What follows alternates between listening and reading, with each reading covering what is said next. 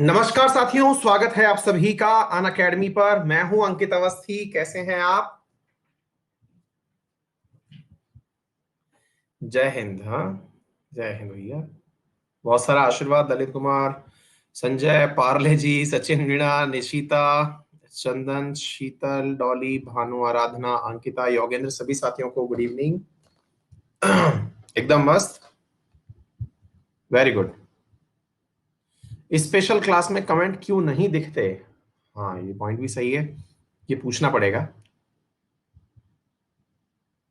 ठीक है। अपूर्व, thank you.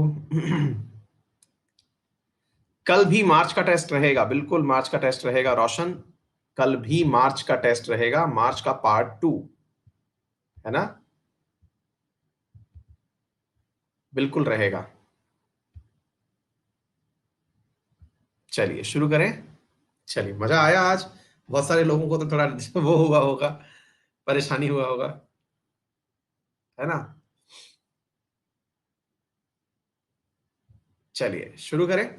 हाँ जी, जैसा कि आप सभी को पता है, जो रीति रिवाज, कस्टम, परंपराएं, प्रतिष्ठा जो भी है वो सब करने के लिए सबसे पहली प्रतिष्ठा जो है वो ये है कि भैया, वो परंपरा क्या क्या होता है ना, वो सब क्या है कि रेफरल कोड आपको बताया जाए कि यदि आप जुड़ते हैं अन अकेडमी पर और अन अकेडमी पर किसी भी कैटेगरी में कोर्स परचेज करते हैं तो अन अकेडमी आपको अंकित 10 लगाने पर फीस में 10% का डिस्काउंट देती है।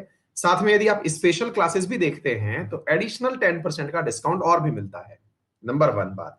दूसरी बात, मैं मेरे कोर्सेज की बता दूं तो मेरे कोर्सेज 2 कैटेगरी में चल रहे हैं, एक है यूपीएससी, एक है एसएससी।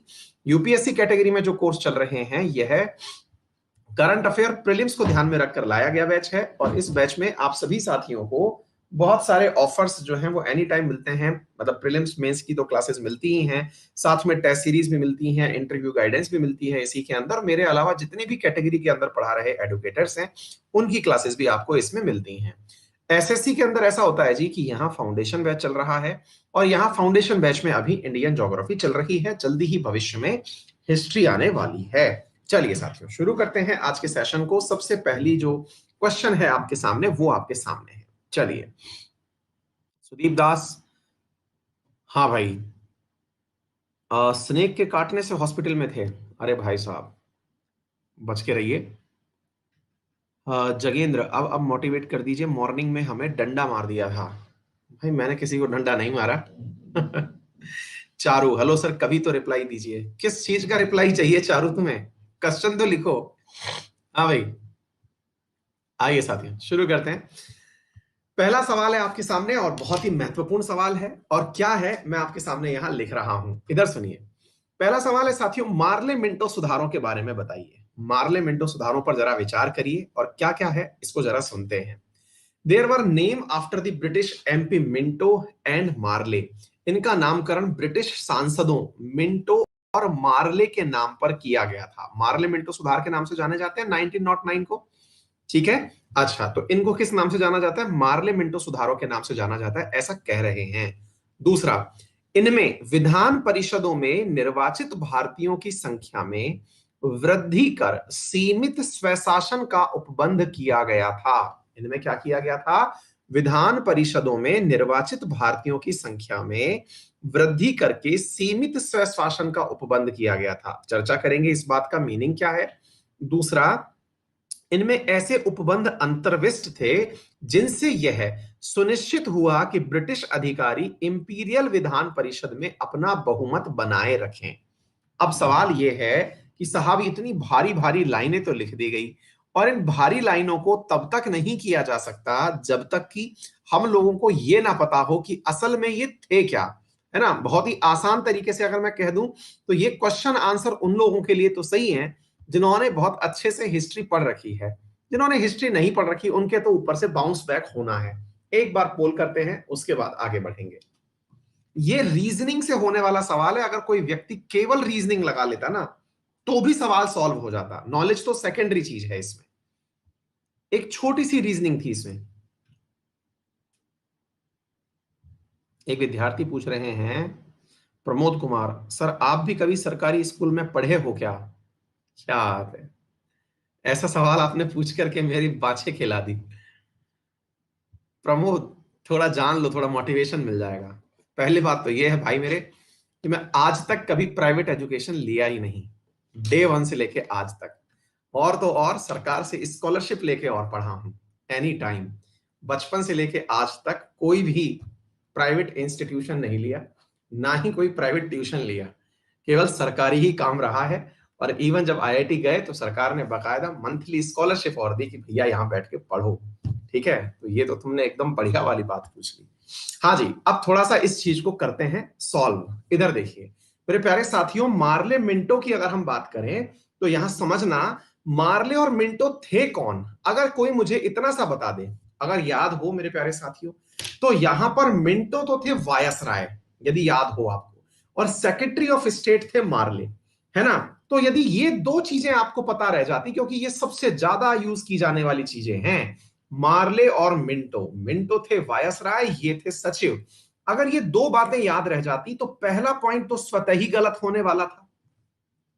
यदि पहला स्वतः ही गलत होने वाला था तो इसका मतलब ये गलत, ये गलत और ये गलत, तो ये सारा की सारा सवाल सही हो जाता।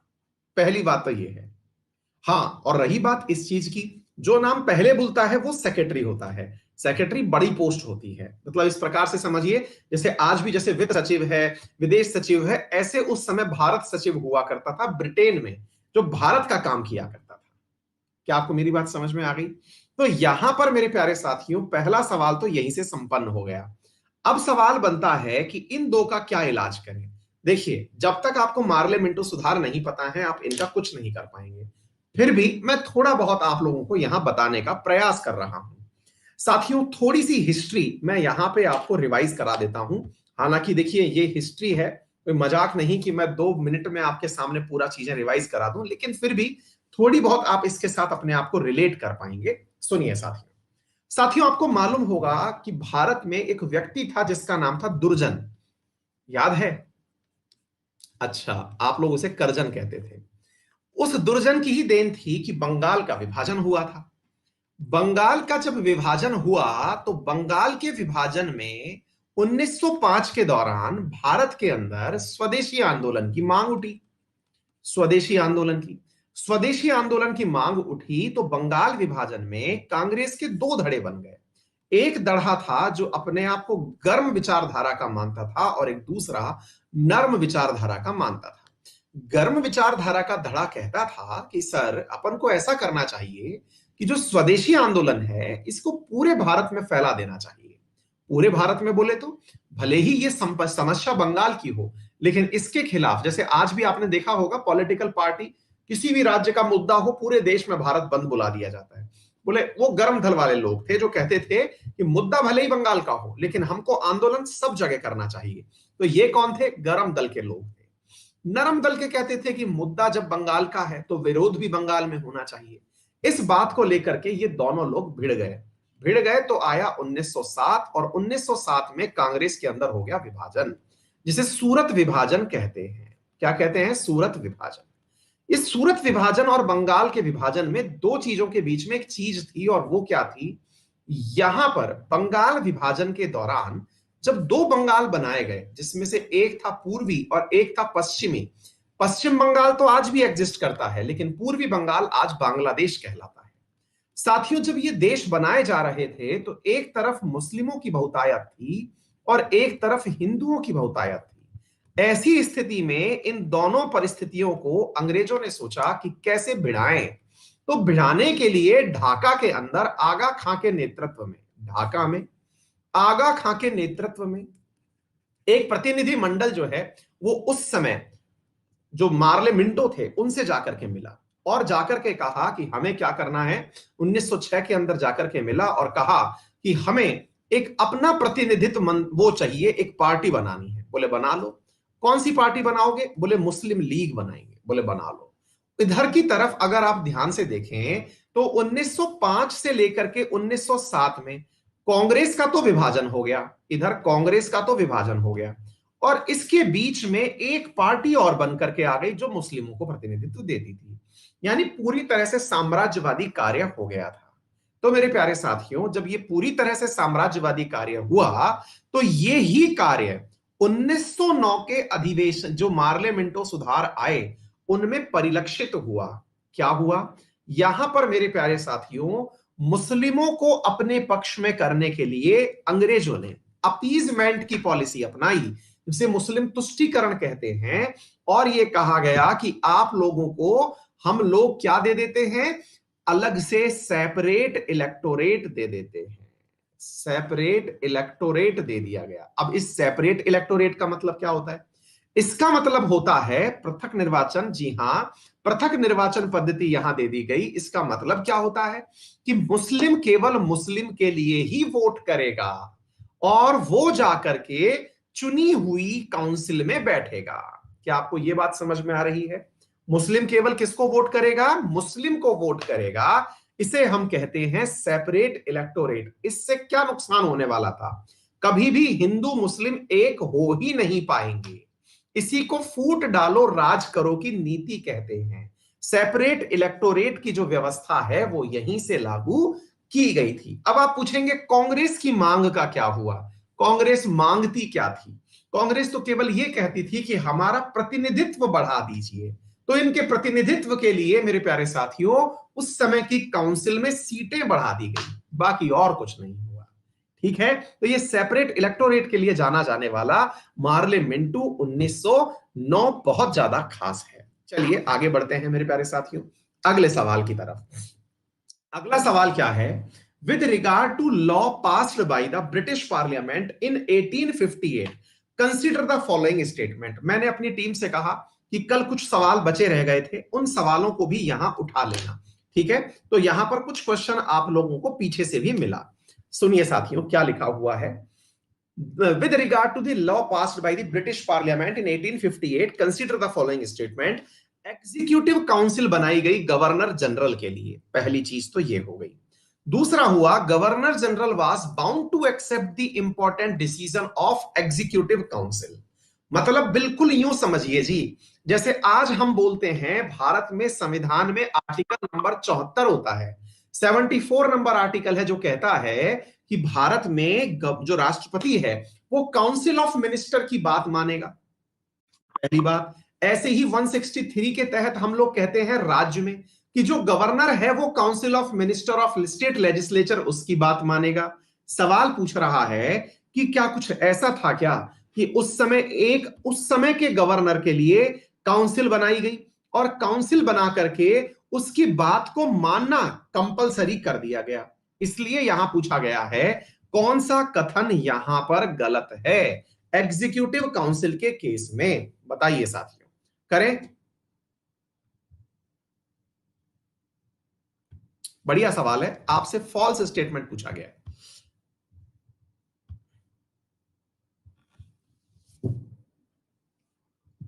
फॉल्स गलत कौन सा है? अच्छा, जिन्होंने मॉडर्न हिस्ट्री बिल्कुल नहीं पढ़ी है ना, एक विद्यार्थी है जो बहुत देर से पूछ रहा है should I skip the test. तो भाई सोच इतना क्यों रहा है? भाई या बहन कौन है? कीर्ति सिंह। बेटा सोच क्यों रही हो? जाओ आराम से आराम करो। अब ये तो है नहीं कि तुमने नहीं पढ़ी है तो पहले मैं तुम्हें पूरी हिस्ट्री पढ़ाऊं फिर तुम्हारे सवाल सॉल्व कराऊं।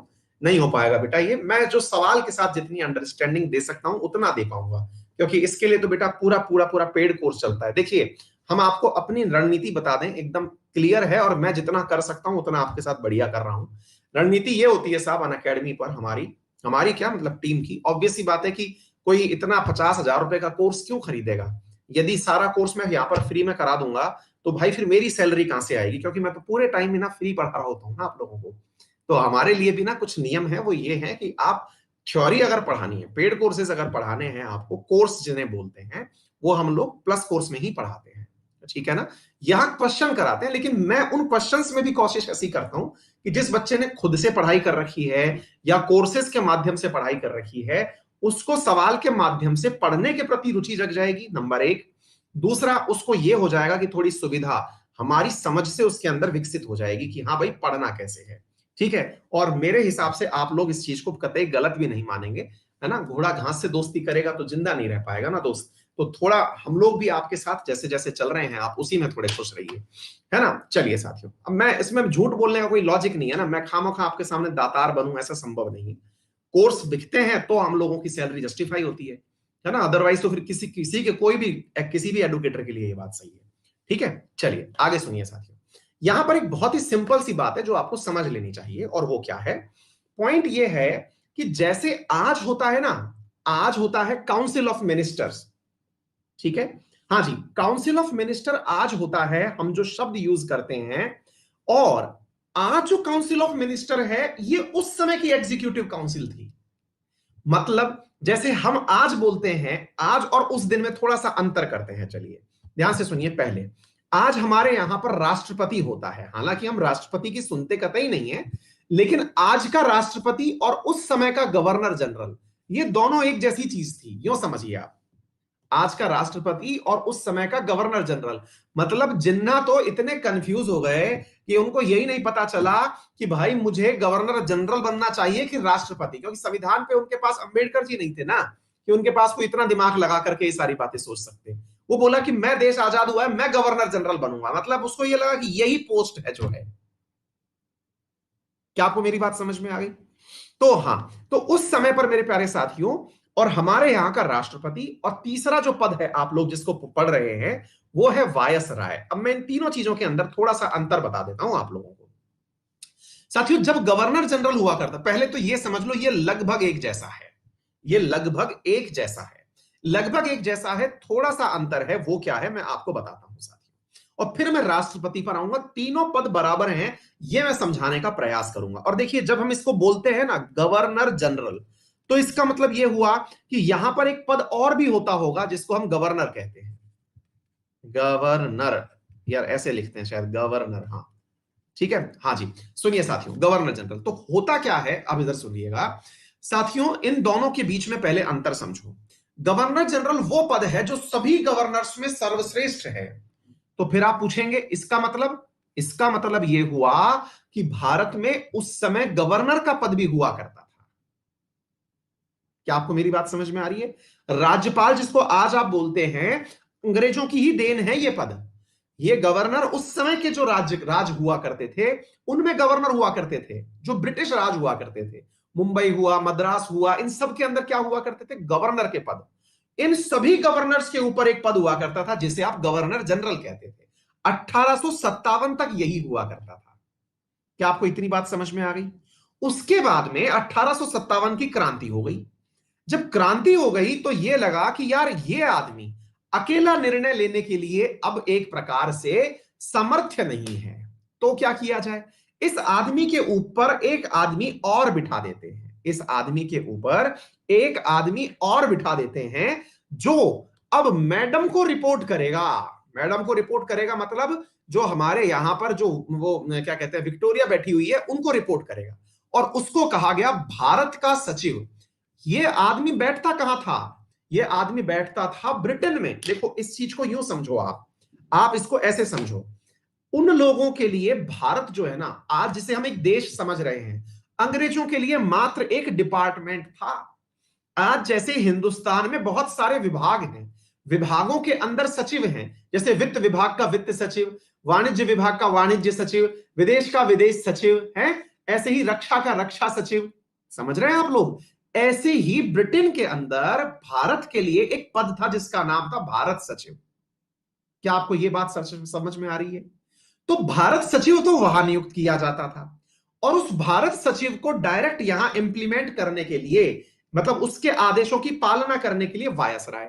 तो अब आप बताइए भारत सचिव कौन हुआ? वायसराय और मैडम के बीच का आदमी, मतलब विक्टोरिया के बीच का आदमी। क्या आपको यह बात समझ में आ गई? एक नया चैनल विकसित कर दिया गया। हालांकि ये पद एकदम अभी भी सेम ही थे, लेकिन लोगों को लगे कि वायसराय बदल दिया गया है, मिडिल मैन आ गया एक बीच में, एक पद और बीच में डाल दिया, इसलिए अब लोगों को फीलिंग आने लगी कि गवर्नर जनरल थोड़ा नीचे आ गया है। क्या आपको इतनी बात समझ में आ गई? अच्छा, अब तीसरी बात सुनते हैं जिसके साथ हम यहां पे बिल्कुल सब कुछ एज इट इज ही सेम चल रहा था। अब इस चीज को थोड़ा सा यूं समझ, अब गवर्नर को बात किसकी माननी है? तो गवर्नर के लिए मेरे प्यारे साथियों आज से नहीं, शुरुआत से ही जब आप लोग मतलब ये पढ़ते हैं 1773 का एक्ट पढ़ते हैं, 17 के 73 के बाद में 93 तक जब जाते हैं, तब ही उसके साथ में बिठा दिए गए थे कुछ लोग जो गवर्नर के साथ में बैठ करके निर्णय लेते थे कि गवर्नर देश को कैसे चलाए। वही लोगों की काउंसिल एग्जीक्यूटिव काउंसिल कहलाती थी।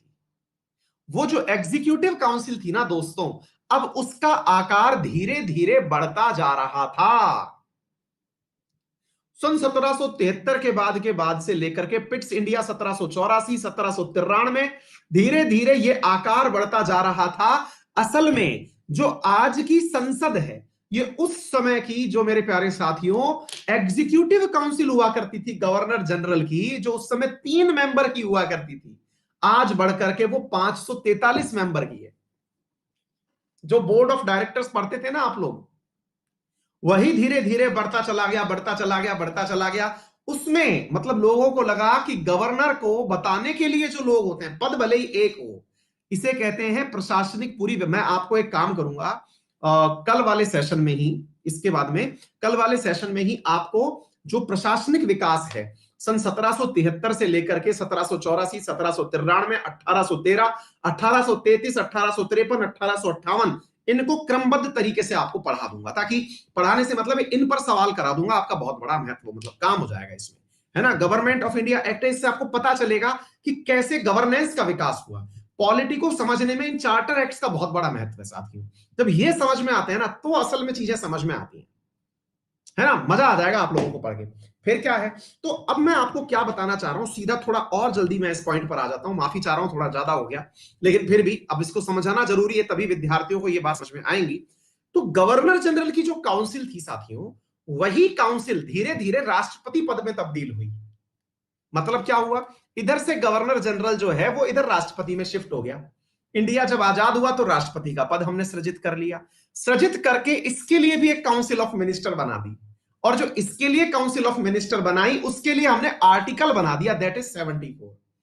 इसके पास भी थी काउंसिल ऑफ मिनिस्टर, इसके पास भी थी काउंसिल ऑफ मिनिस्टर। बस अंतर इतना था कि जब हम लोग आजाद हो रहे थे, तब हमने कहा कि राष्ट्रपति जो होगा हमारा, वो काउंसिल ऑफ मिनिस्टर की बात मानने के लिए बाध्य होगा। क्या होगा, हमारा राष्ट्रपति आर्टिकल 74 के माध्यम से हमने बाध्य कर दिया कि काउंसिल ऑफ मिनिस्टर की बात मानने के लिए बाध्य होगा। आई बात समझ में। लेकिन गवर्नर जनरल और वायसराय के केस में यह नहीं था। तो यहां क्या था, यहां governor general council of minister की बात मानने के लिए बाध्य नहीं था, केवल एक रबर स्टैंप था। क्या आपको मेरी बात समझ में आ गई, केवल उसको वही काम करना था। माफी चाहूंगा, मतलब ये रबर स्टैंप नहीं बोलते, इस चीज को बोलते हैं मतलब तानाशाह था एक प्रकार का, जो मन में आएगा वो करेगा, डिक्टेटर था। रबर स्टैंप तो हमने बना दिया। आ गई बात समझ में। उम्मीद है आपको मुद्दे समझ में आए होंगे। आपको पता है, हम लोग जब आजादी मांग रहे थे ना सेकेंड वर्ल्ड वॉर के बाद, तब अंग्रेजों ने हमको पता है क्या गुगली पकड़ाई। उनने कहा एक काम करो, तुमको संविधान चाहिए, संविधान ले लो। अच्छा, फिर आपको संविधान चाहिए, संविधान ले लो। संविधान सभा चाहिए, संविधान सभा बना लो, जो चाहिए चल लो, हमें बस गवर्नर जनरल का पद दे दो। हमने कहा ठीक है, गवर्नर जनरल का पद लेना चाहते हो ना, उसे ही डोमिनियन पद कहते हैं, डोमिनियन स्टेटस। आप बहुत बार सुनते होंगे ना, डोमिनियन स्टेटस, डोमिनियन स्टेटस। हम कहते थे संपूर्ण आजादी, वो कहते थे डोमिनियन स्टेटस देंगे। तो डोमिनियन स्टेटस में अंतर क्या था, डोमिनियन स्टेटस के अंदर यह था कि हम लोग आपके ऊपर कोई भी अत्याचार नहीं करेंगे, बस हमारे गवर्नर को आपकी बात नहीं माननी पड़े, ऐसा नियम बनाओ। तो बेटा फिर तो तुम्हारी बातें हुई सारी, क्योंकि तीनों सेनाओं का प्रधान गवर्नर होता है, मतलब राष्ट्रपति जो है तीनों सेनाओं का प्रधान राष्ट्रपति है। फिर तो राष्ट्रपति का ही शासन हुआ ना, फिर संविधान क्या बना लिया, फिर तो सॉवरेनिटी बची ही नहीं। उस समय के अपने संविधान निर्माता समझदार थे, उनने कहा नहीं साहब, ये नहीं चलेगा, हमें डोमिनियन स्टेटस चाहिए ही नहीं, हमको खुद का चाहिए सारा के सारा मामला। समझ में आ गई बात। चलिए आगे चलते हैं मेरे प्यारे साथियों। In the context of Indian history, dyarchy का मतलब क्या होता है, यह बहुत ही सही सवाल है। डायरकी का मतलब क्या होता है, यह सवाल आपसे पूछा जा रहा है, बताइए। बढ़िया सवाल है ये, करें अभी सॉल्व करिए, फिर मैं आपको समझाता हूं।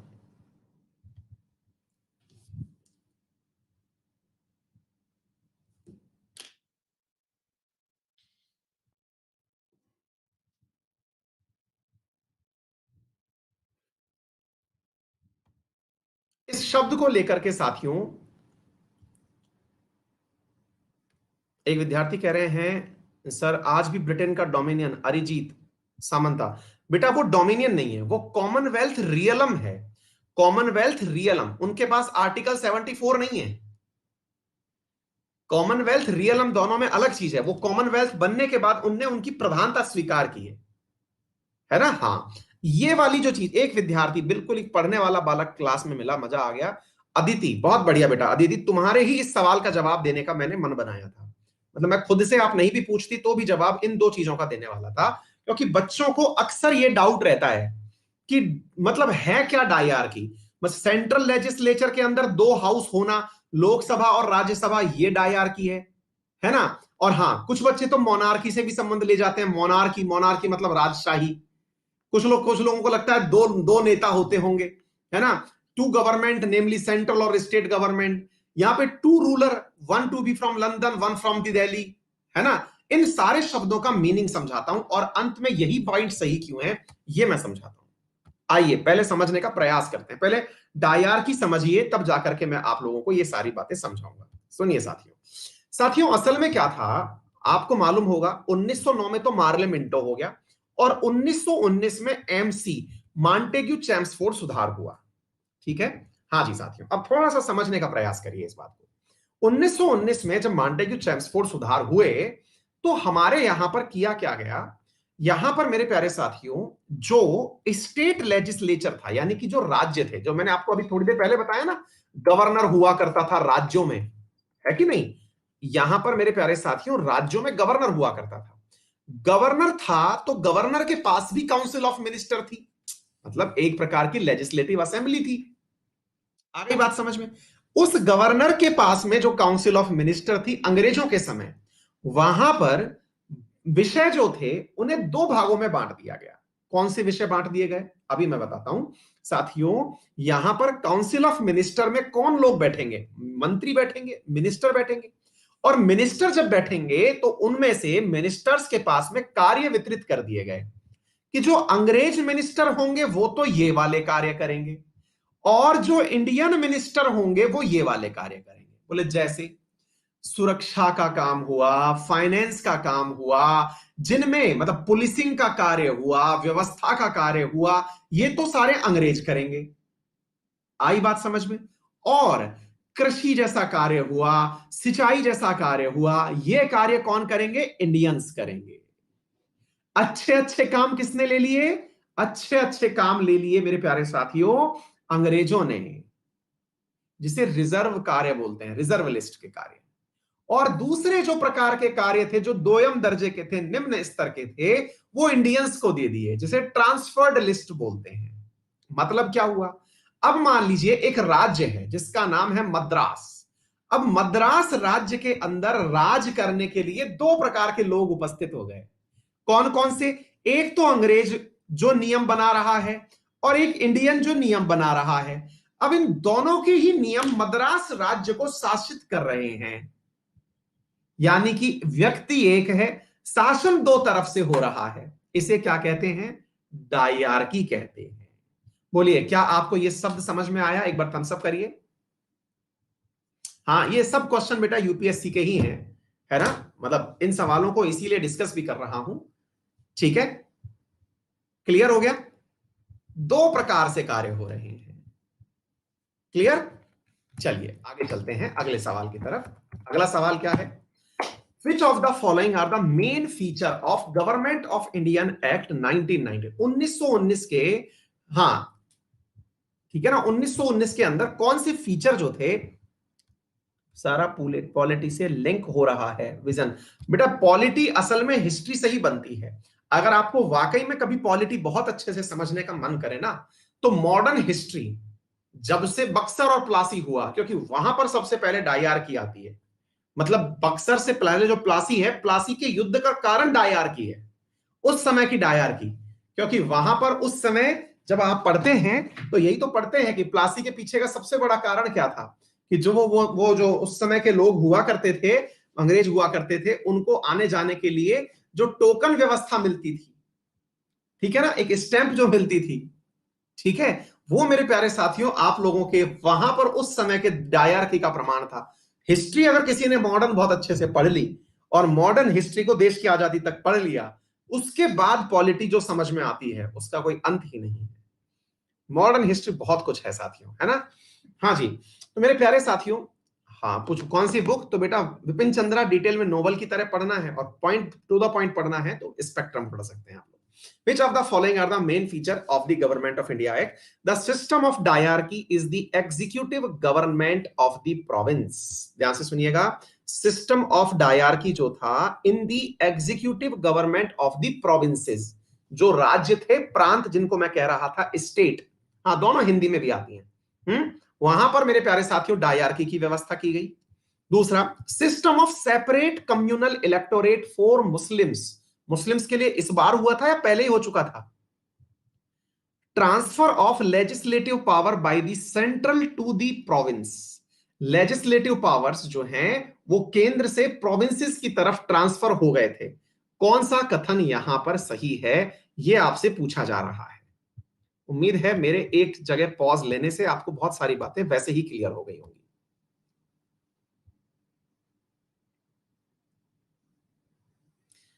ये विद्यार्थी पूछ रहे हैं राजस्थान हिस्ट्री बड़ी है या फिर इंडिया की।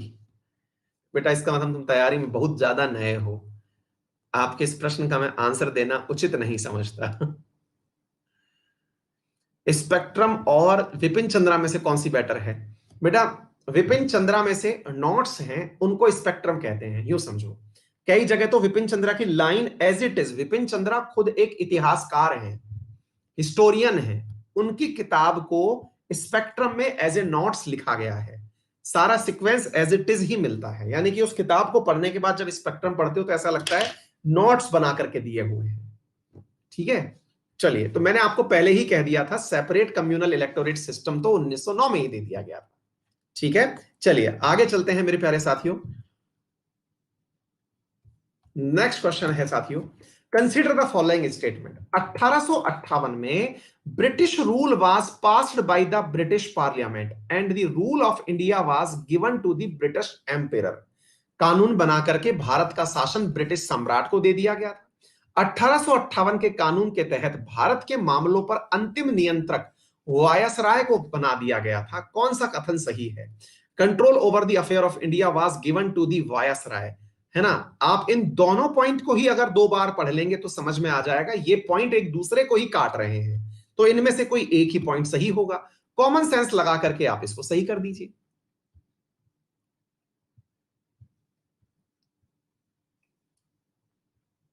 बहुत सही, शाबाश।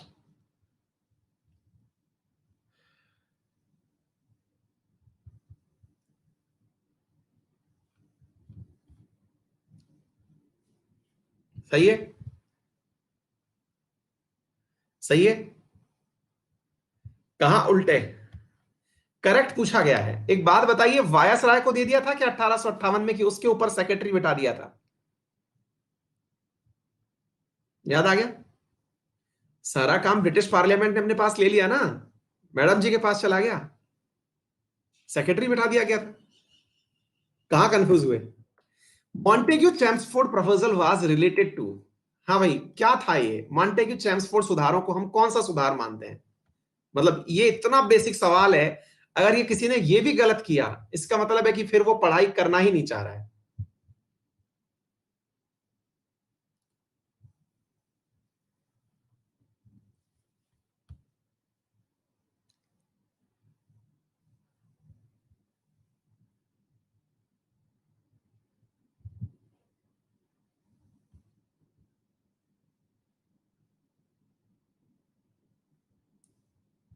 एक विद्यार्थी कह रहे हैं सर क्वेश्चन नहीं दिख रहे।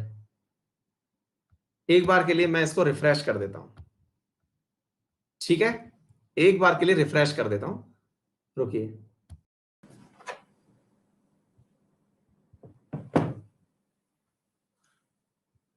बहुत देर में दिखते हैं। इस क्वेश्चन का दोबारा से पोल, अब तो 100% सही कर ही दोगे। क्या बताना है इसमें।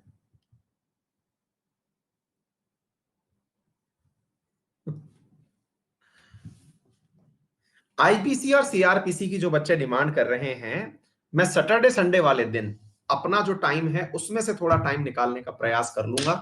अभी तो बिल्कुल पूरा सीजन पैक है, लेकिन हाँ मैं प्रयास जरूर करूंगा, आप लोगों के लिए क्लास लेकर के आऊंगा, पूरी आईपीसी मैं याद कराऊंगा, ये प्रॉमिस है। जो भी बच्चे मुझसे आईपीसी की डिमांड कर रहे हैं, आईपीसी याद कराना मेरे ऊपर छोड़ दे, मैं फुल रटाऊंगा आप लोगों को, बस लोड मत लीजिए।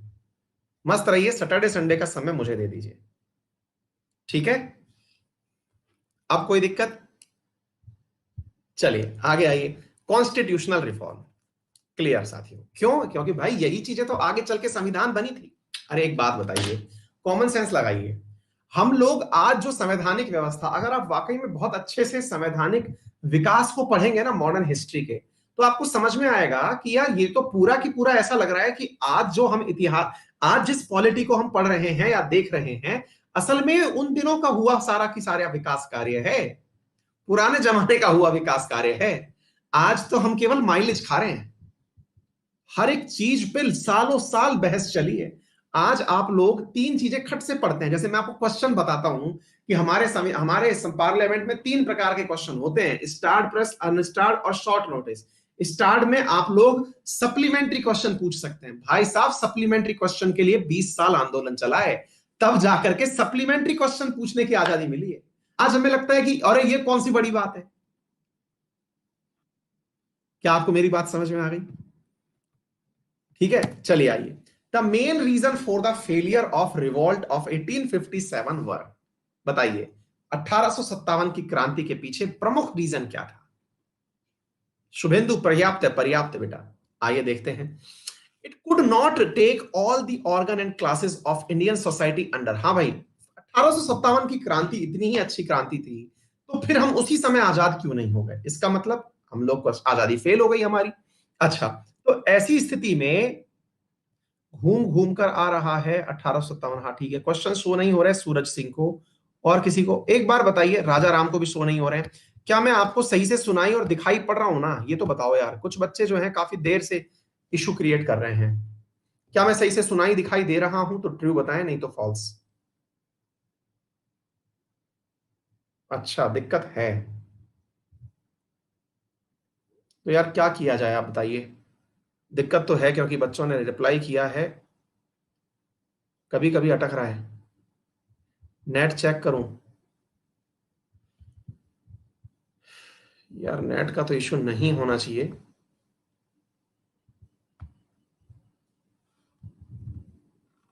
हम्म, एक मिनट रुको, आप कह रहे हो तो मैं कर लेता हूं, अदरवाइज मेरी तरफ से तो सब चीजें दुरुस्त हैं।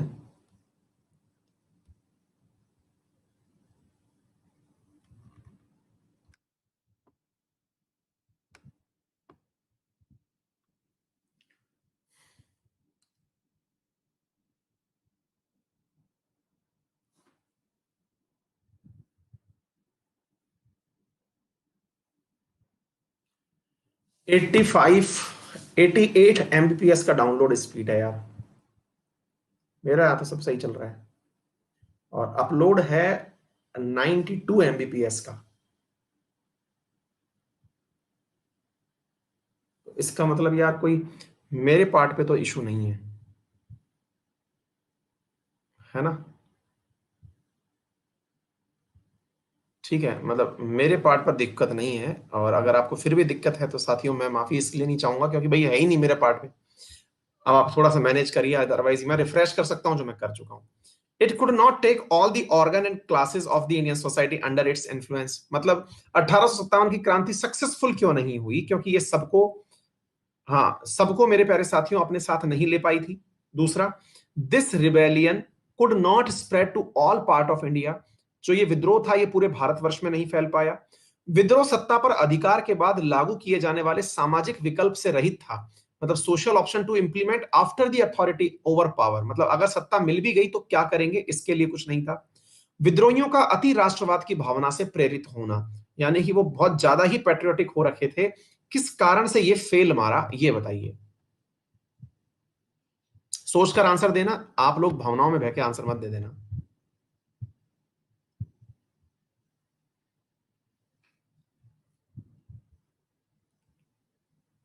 प्रमोद, बहुत बढ़िया बेटा।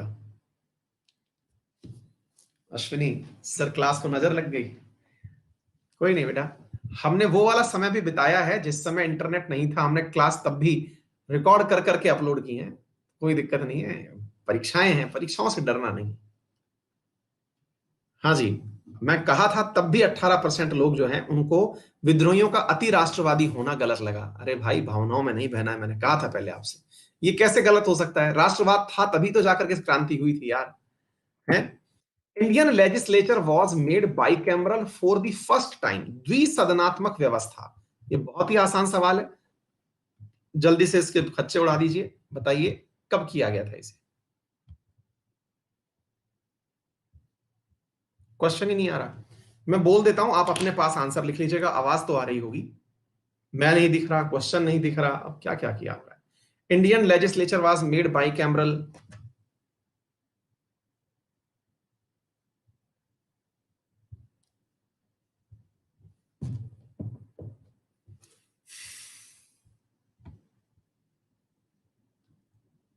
इसके अंदर सेंट्रल लेजिस्लेटिव असेंबली और स्टेट लेजिस्लेटिव असेंबली, ये दोनों बनाई गई थी।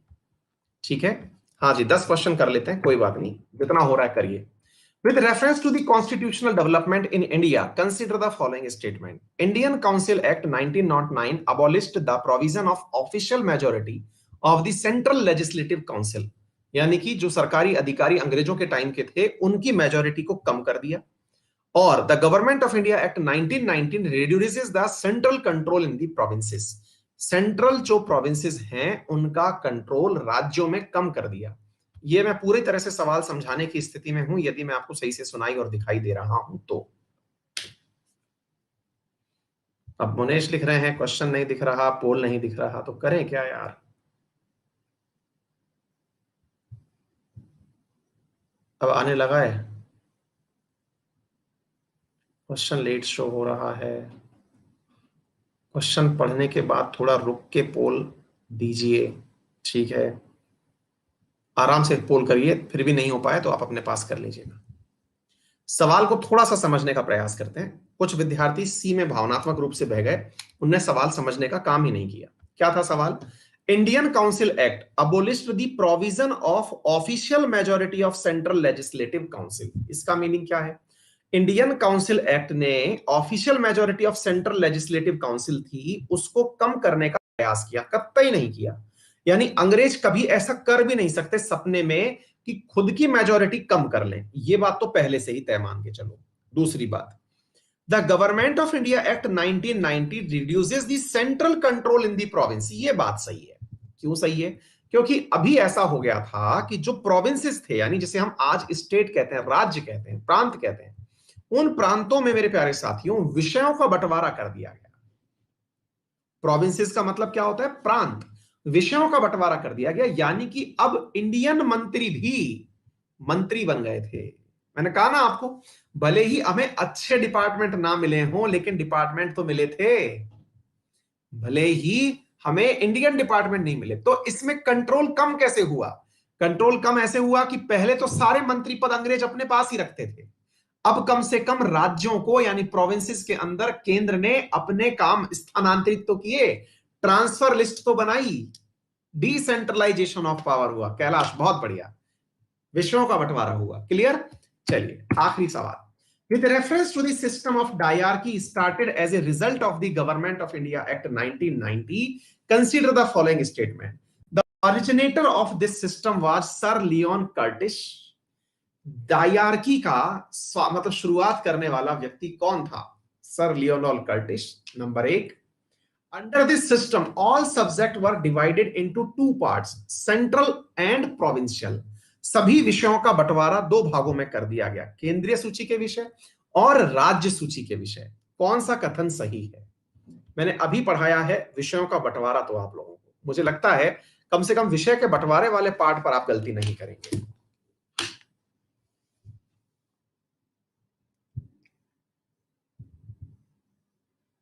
फिर भी कर दी। अरे भाई, मैंने विषयों को दो भागों में बांटा था, ट्रांसफर लिस्ट और रिजर्व लिस्ट। इसमें केंद्रीय और प्रोविंशियल लिस्ट कहां आ गई?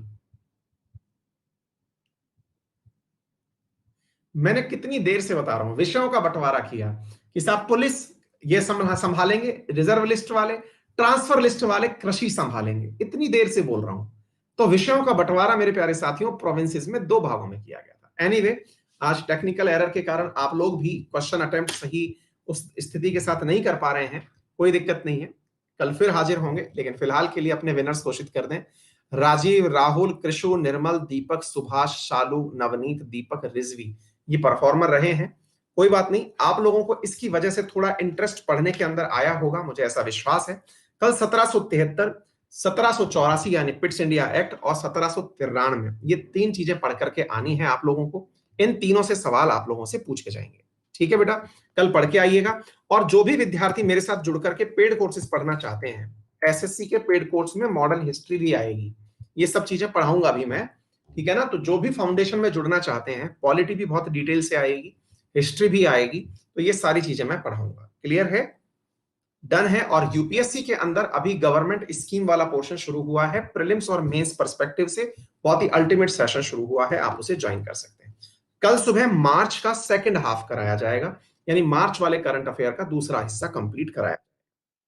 ठीक है, और कॉम्बैट और उसके बारे में, राइज के बारे में तो आपको ऑलरेडी पता ही है। यूपीएससी की टाइम क्लास होती है सुबह 9 बजे। ठीक है, thank you so much, see you in the next class, bye bye.